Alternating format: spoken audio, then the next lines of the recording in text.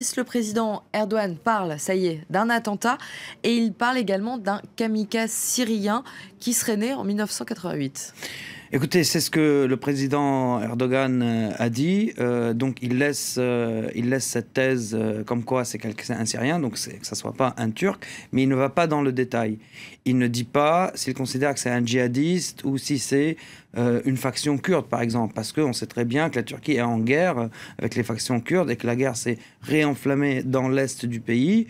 Et il faut rappeler que le 23 décembre dernier, il y a un aéroport d'Istanbul qui a été attaqué au mortier par une faction radicale kurde qui s'appelle le TAK. Donc, pour le moment, il faut rester prudent.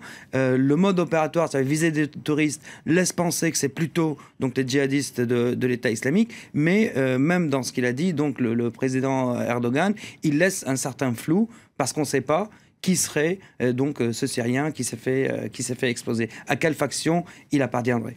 Notamment quand on sait que l'attentat d'Ankara n'avait pas été revendiqué, mais l'organisation de l'État islamique avait été pointée du doigt par les autorités turques. Alors Istanbul est visé aujourd'hui, c'est tout un symbole puisque c'est un lieu très touristique.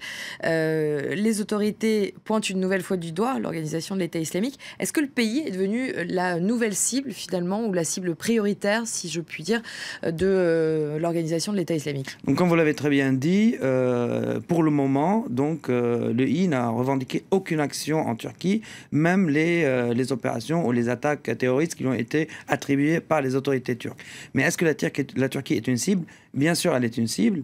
D'ailleurs, ils ont sorti plusieurs vidéos en turc, donc de combattants turcs dans leur rang qui menacent directement l'État turc. Ils appellent au soulèvement en Turquie contre Erdogan, qui les qualifie de tarout, donc de dictateur, de personnes à combattre. Oui, c'est une cible. Ils n'ont pas rechigné à menacer la Turquie. Ils la menacent depuis plusieurs mois pour différentes raisons.